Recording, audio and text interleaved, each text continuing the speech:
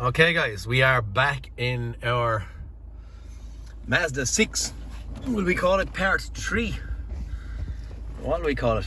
This one is after sending me up to Swanee, as in I had it, I believed, fixed, and I done 70 or 80 kilometers, maybe more in it, with no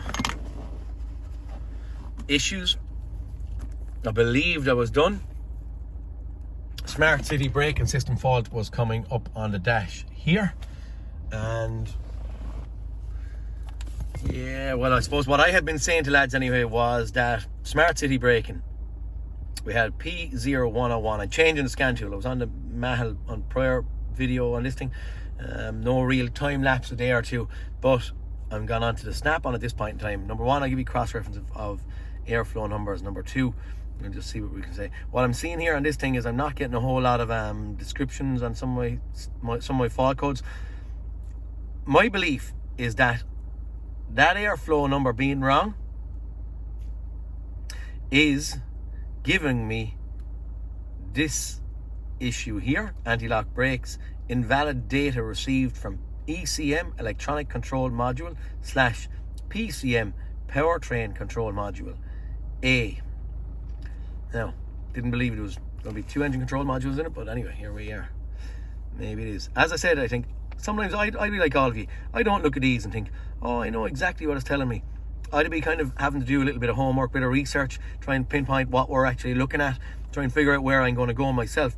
Adaptive front lighting, I don't really mind too much about the adaptive front lighting. That's where this car will go from heads to dims of its own accord. So I'm not going to be too bothered about this, but I can see it. Look, refer to OEM repair information and scroll down. Electronic parking brake, invalid data received from anti-lock braking system, ABS control module.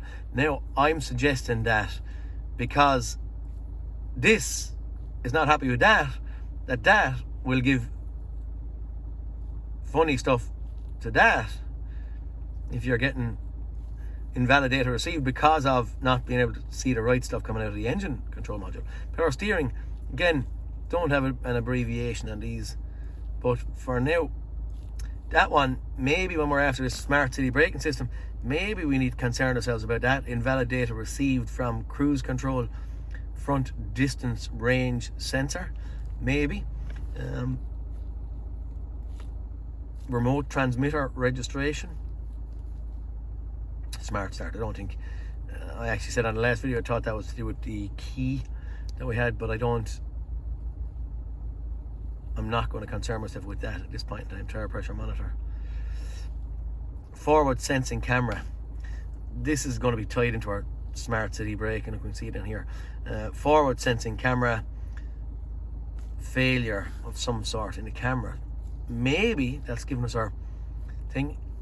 I don't know a lot about this, so I'm going to have to do a bit of digging and try and educate myself on it. Invalid data received from lighting control module. That's going to be we had 3 undescribed faults out of the adaptive headlights or whatever it was there a while ago. Smart City brake and brake support. Error signal received from PCM. So I suppose engine control module, powertrain, PCM, powertrain control module, has an error, and then it sends a fault to the Smart City braking saying, I have a problem, I can't work. So this is going to affect that. And I actually don't know what DSC HU/CM is. I don't know. We'll have to have a look on the modules and stuff, or the systems that are in this, and just see, can we see anything with DSC in it? I don't know what it is, but for now, again, I'm still coming back here to this. That's what I was trying to get rid of. That's why I have changed my injector washers. That's why I have changed my exhaust camshaft, to get rid of that. Okay, I drove it for 80 or 100 kilometers, believed it was gone. Anyway, we're back in it again, so we better get going looking. For now, will we have a little look and just see what our what our cross-reference our data.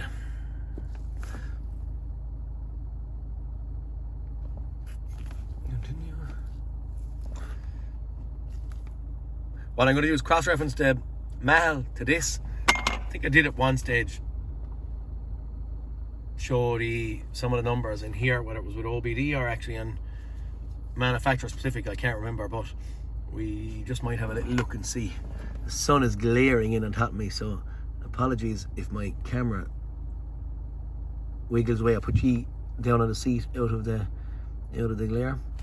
Charge air cooler, distance pre-charge. Bad thing about Snap-on is you can't you can customize it, but you can't search. So I can't put in airflow or any of that crack. So what we'll see here, I was going to see something there. I thought I was going to see it. Airflow, engine oil, retro air coolers.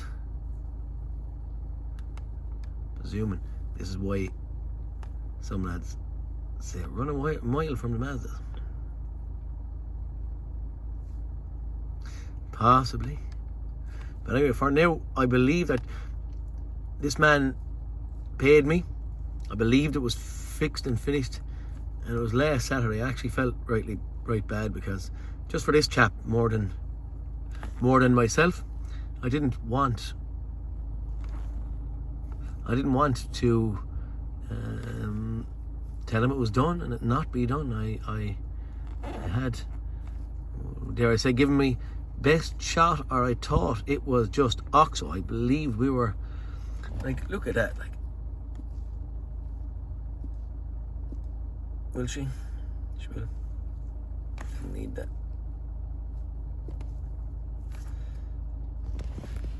There. Grams of air per second. 0.05. Like, that's kind of a stupid number. Maybe I get the top down. Belong to Alan, and chaps that works for me has a top down there, and I might just have a look, see what that says. But that is seriously small, isn't it? And even barometric pressure here, look, 104 kPa, which is correct. But then I think there a minute ago, I saw kPa wrote here for boost pressure or something, did I?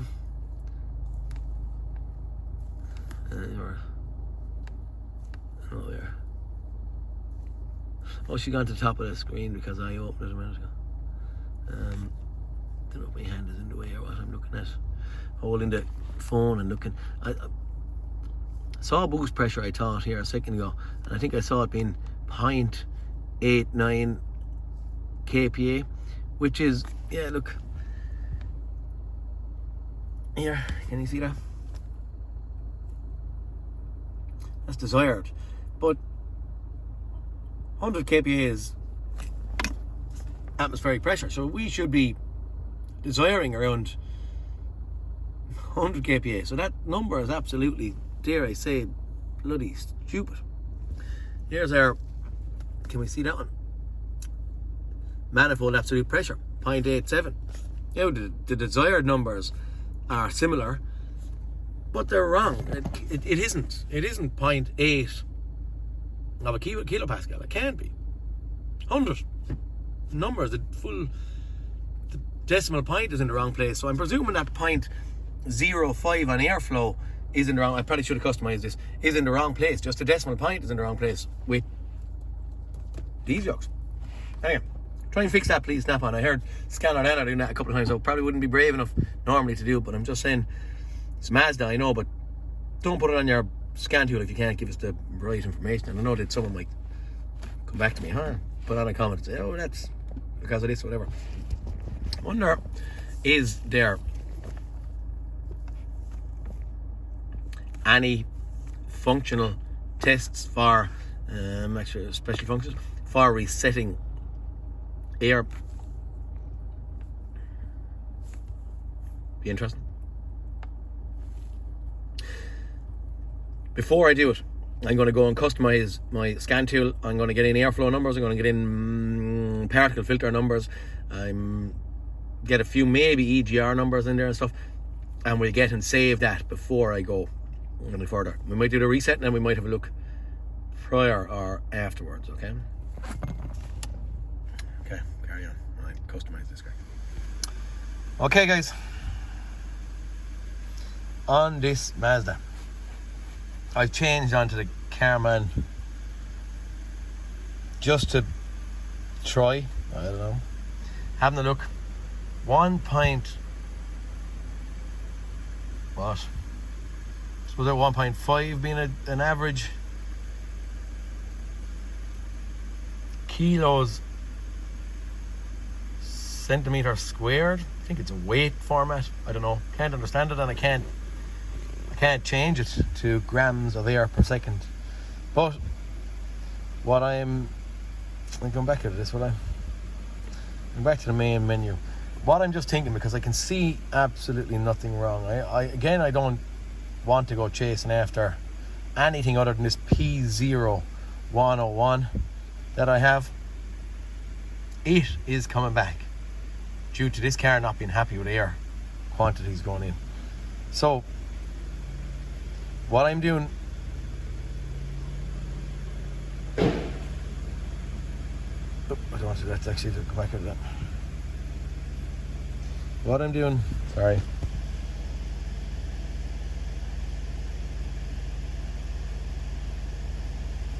I'm going to look at our numbers there, which we've looked at, 1.2 to 1.7 or whatever it may be. I'm going to do a mass airflow reset and a few bits of procedures here and just see where it brings us. This procedure resets the data. Press enter to go to the next level. I don't know if it's not telling me whether it be done. It's not telling me whether it be done running or not.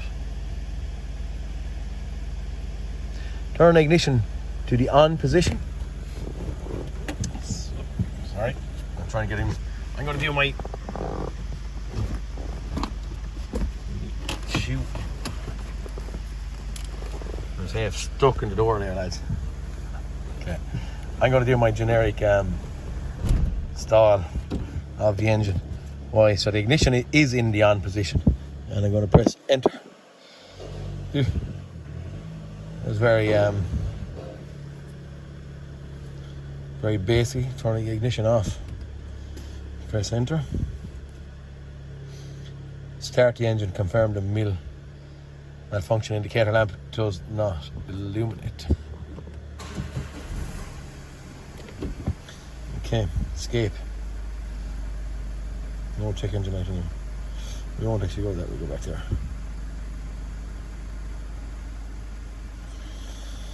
Right, I don't know why. Maybe it's enter. Turn the ignition to the off position and press enter. No, I don't. Now we're back to the home screen. Okay. I wonder, is there anything else that we can do? Engine oil reset, ETB, DPF regeneration.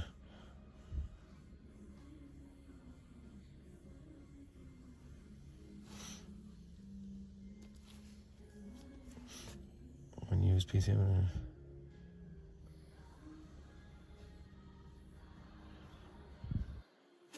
Say no, mightn't be the best one to be going into. Press enter. Turn ignition to the on position. Ignition on. Enter. Oh gee. Press enter. And DPF pressure. Reset. Enter. The ignition was probably off, so maybe it might. No, okay. Press enter. Okay, well that one didn't work in here.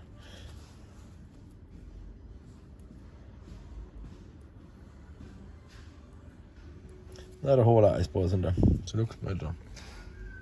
Go and drive again with clear fault codes and stuff and see where we end up. Smoke testing the intake manifold with no intake system, with no leaks. Okay guys, I have reset everything on this. Everything I can find. I reset EGRs, turbos, anything I can find. And I didn't give a care what it was about. I was resetting it to see what happens, okay? I have about 30 kilometers or so done on it now. This thing is driving like a Trojan. I mean, driving like a Trojan.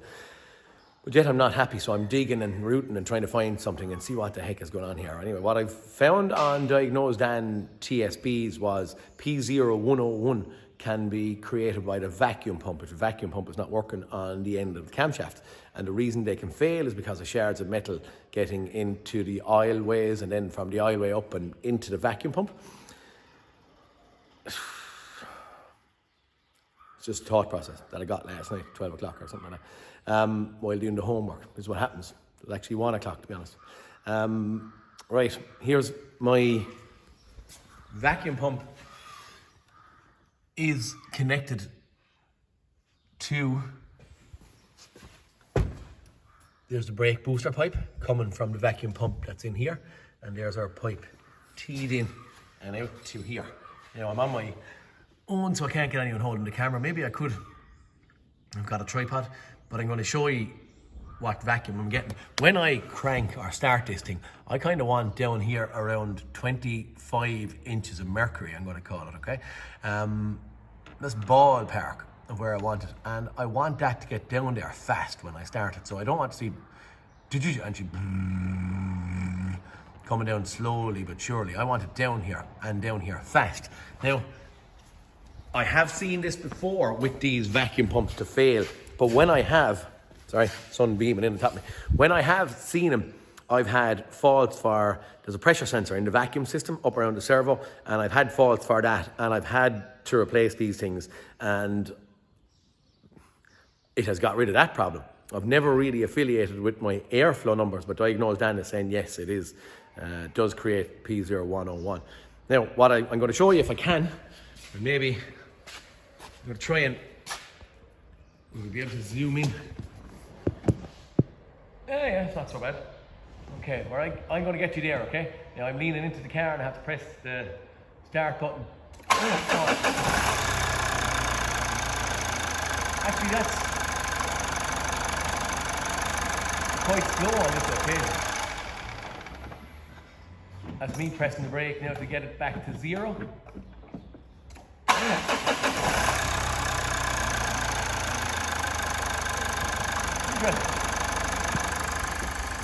What I'm finding interesting there is now on the first time I had a look at this thing, it actually went nearly on the 2 or 3 cranks. It sucked, and then I was down at my maximum. Have I done anything wrong? I am getting my full 30 inches of mercury, but on that occasion I thought it was kind of slow. Change it anyway. About 130 or 40, I think, plus the VAT. And we'll do that test again, okay? Just because I'm not sold at this point. Maybe I actually should have. And I'll show you actually how I'm depleting the vacuum, all right? It's holding our vacuum relatively well here as well, okay? So it is dissipating slowly. So I'm not too bothered by that. So I'm not, what I'm doing actually, where you can see the vacuum, it's hard to see there, heading back down. I'm actually going to just press the brake a couple times. I'm going to zoom in. 1 second, again. Okay, that's good. That's me pressing the brake, all right? I'm going to have a look again from the 0 point.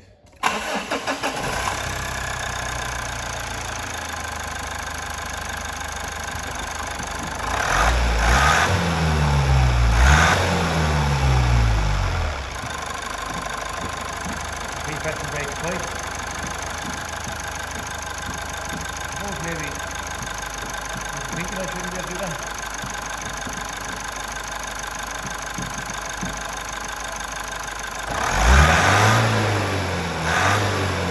For my own record, okay? 1, 2, 3, 4. No, I actually never get it down below that time. Like 5 or 6 or 7. Pressing constantly.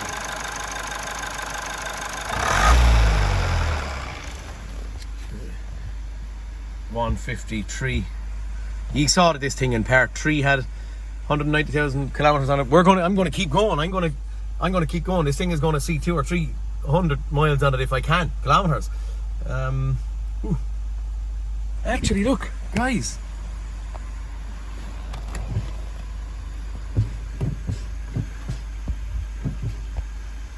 Second sun. Oh, vacuum pump. Mazda. Wow. The sun is beaming in there. That's what. There we go. I'm trying to stand in front of it. One. I'm going to press the brake. What's going on? Sorry, how can we do this?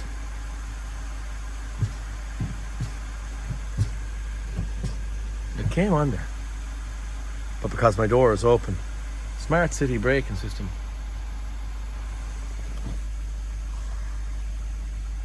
Yo, hey!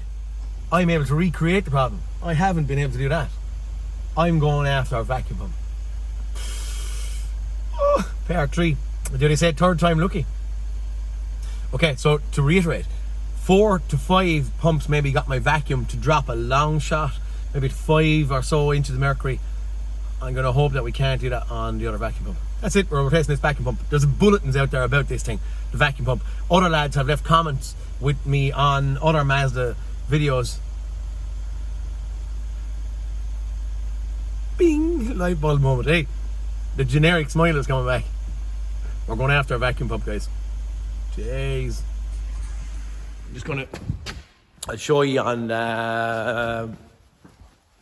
Diagnosing auto frontal. Right, so my search, which you can see off the screen here, is P0101, and it's on this generic Mazda, or just Mazda. So here we go anyway. I don't know if I'll run through this thing. Important information regarding service/oil change on 2.2 Sky Active models. Risk of camshaft turbo failure, P0101. Mass or airflow circuit range/performance problem. So P0101 may be caused during the engine braking phase if insufficient vacuum cannot be sustained. The vacuum pump is often clogged. You can often feel that you have to depress the brake harder to get wanted braking power. The vacuum pump may not operate normally due to shavings from the camshaft in the vacuum pump. Now, we have changed our camshaft, but in all fairness, everything was pretty clean in here.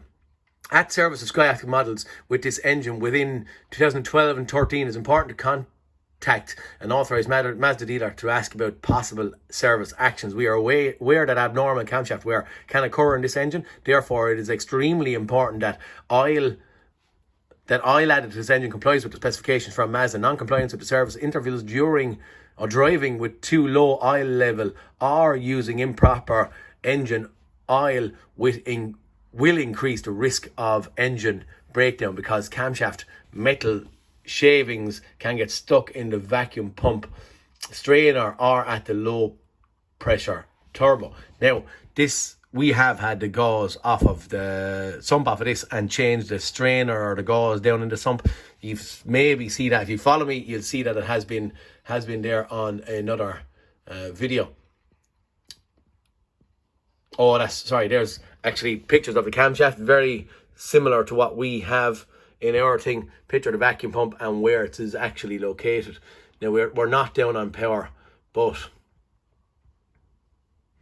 yeah, you can see exactly what and why I am going after this at this point in time. I don't see a massive amount wrong with it, but yet I'm having a smart city braking system fault. When I disconnected my little vacuum pipe off this part here, lo and behold, I had recreated the fault by pressing the brake. Whether it's to do with a brake boost pressure sensor, as in this big pipe going to the servo, and that's the faults that I had seen before on these things. I've not had the 101 to do with these vacuum pumps failing, but here we go. There is a bulletin in there, and right now I have one ordered also. For lads that's at this, there is some form of a recall on this thing as well. on these things. So maybe contact your dealer just to see is there any form of recall on this first. But right now I have a vacuum pump coming for this thing and it's going into it. And I'm then going to keep on driving and fingers crossed. This is one that is kicking me, I suppose. And also I'm not charging for this right now. I told him, and you saw probably on the tail end of video number 2, that I wasn't charging it. I'm not charging at this point in time, okay? So that that's going into it is going off of my back just purely because I was in the driving seat, I suppose. I'm getting it right and it isn't fixed. So here I'm going and taking it on the chin on this one, okay? Get the vacuum pump, throw it in, see if we can see any difference. 4 or 5 pumps, remember that, to get the vacuum to drop. And it was slow enough to rise when we were recording it, but before we started recording it seemed good. So maybe, whenever, get the pump into it, okay? Pump out. New replacement pump. Going in. Fingers crossed. Okay, our nice shiny new vacuum pump is fitted in situ. I have my Mitivac teed in there. It's at 0. We're just going to give a turn of the key and see what happens. We're going to try and see if we can have to zoom in there again. See if you can see this. Okay, right, we're looking at the gauge here now. Just see how fast it gets down, okay? Okay, that seems to go a lot faster. I believe it went down a lot faster than the last time. I don't know if it's going to creep back up as fast. I think that people could say to me, oh, there's a little bit of a leak in the vacuum system. I don't believe there is, and I don't think it's abnormal for that to be dropping at that pace. Now I have a couple of joinings and stuff on my Mitivac, which you can see they're just above the dipstick. That can go away. Board start is actually at 38 mercury. So for me right now, I'm saying that's okay, right? I'm going to go and where am I going? I'm still zoomed in. I'm going to press my brake, okay? 1, 2, 3, 4, 5, 6, 7, 8, 9. It's not gotten any lower than that. 10. But we never get down to the actual 0 point. I can make it disperse all together. Oh, with the last pump, and we're back up. 1, 2, 3, 4, 5, 6, 7, 8, 9, 10, 11, 12, 13, 14, 15. See the fluctuation, but it's actually not going back to where I believe the last one was landing back up here at the 0 point. Okay, guys, we're sorry. As what I'm doing anyway now, sorry, I'm just doing I'm going to do a fast code scan to, in theory, close up this thing. Our amount of miles, actually, the amount of miles, one or two lads are asking me what am I thinking of the Mahal. Quite nice and easy to use, totally not on this video. But anyway, look, here I'm just going to throw it in there fast. Click on car. To highlight them all, press play. That's going to do a code scan on all the modules, okay? And I'll come back and show you there in a second. 190, actually 190,000, or just before it, is where I had last or first seen, not last, when I cleared it after fitting the camshaft. It was just before 190,000. I gave the car back to him on part 2, the owner of this thing, at 190,000. Wouldn't be 100. Would have been 70 kilometers. And man drove the car off, and as you know, after 25 kilometers came back. So that was 190,094 or so miles. I think I have a screenshot of where the thing has gone wrong. I have kilometers. I have put up 125 or 30 kilometers on it at this point in time, and when she's going through her code scan, she locks and unlocks the doors. See, we have a fault here in power steering. But at this point in time, I have 130 kilometers or so done on it with no smart city fault. Yes, so fault codes have been detected. So what I want to do is just see. I'm actually going to go in here to this. What I want to do is I just want to see. Actually, look, we're here at fast just to show engine management or diesel injection clear, air conditioning, body control module, dashboard, camera control module clear. Lads were asking me, why am I going after an engine-based issue to fix a smart city braking system fault? That, or at least the smart city braking system fault, wants everything working right. Have any of you ever seen when you have an engine management issue that you'll get traction control lights on, you get a little picture of a car on your instrument cluster with a skid marks behind it and possibly even an ABS light on the dash, and what it is the engine management, or at least your ABS needs the engine management in order for it to operate correctly. With electronic stability programs and all that kind of stuff, you'll know that when you press the brake that the ABS will release the brakes and take it out of your control. They will also apply throttle or bring up engine revs if needed to try and correct an out of control. That's what happens with ESP. So it needs engine management in order for ESP to work right.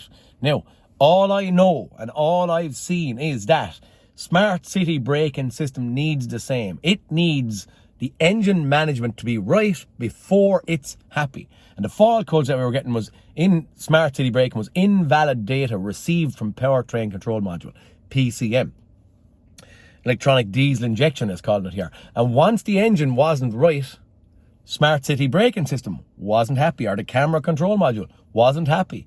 Giving us faults here for smart city braking, but also having a check engine light on and our P0101. So the reason I am at this point, unless I'm going to be proved differently over years, weeks, months, here we are again, P0101 fixed, and my smart city braking system fault has stayed gone. Also, what I am seeing is I have no faults, as you saw here. I don't have my P0101 back here. I have no errors in here, which is good. We'll go in and actually have a little look at power steering, but for now, that's not really of my concern. That was my challenge, and because of that, I wanted to get rid of my invalid data up here, okay? Now, so I'm classing this after 150 or so kilometers. I'm classing this as a fix. Don't mind what's in here. We'll go in for a little look, but it's not what I'm going to be actually chasing after at all. Invalid data received from image processing module A. I don't know actually what that is. And the same here. I have invalid data received from image processing module A. So it's the same type, same code in twice. Don't know. In power steering, all these electronics are all tied together and they're kind of acting silly. They do act silly if one bit doesn't work, but I'm for now ignoring that. I have no smart city braking system fault. I have no check engine light, and I also have no faults in engine management or in camera. So I'm not going after that for now. Classing this as a fix, guys. Diagnose Dan's TSB auto frontal has, or is what pointed us out on this. Also, I must say, if you're looking at what you've seen, our vacuum was dropping ever so slightly when the car was turned off. It was happening in the internals of the vacuum pump. That is the makeup of it. There's a one-way valve on the pipe out as far as the servo. So the servo was containing or holding a vacuum from the one-way valve out. That is the makeup, or whatever way the actual vacuum pump is designed, that it drops ever so slightly over a period of time. So that dropping is not of concern to me right now.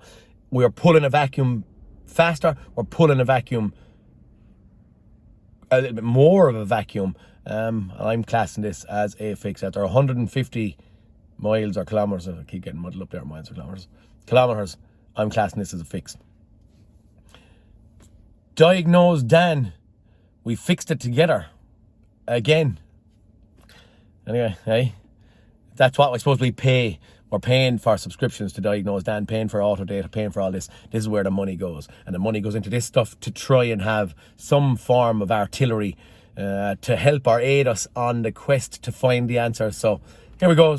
We're after resolving this. 150 kilometers. I'm still driving it now. Today is a Saturday. It's going to be driving tomorrow and maybe Monday. I think the man is going to come back for it on Monday. He's quite happy that it has been fixed and that there is no reoccurring charges. So look, hey, thanks for watching. Hope this comes together as some bit of a closure for your part 1, part 2 and brings it together. Lads, talk to you soon. See you in the next cartoon.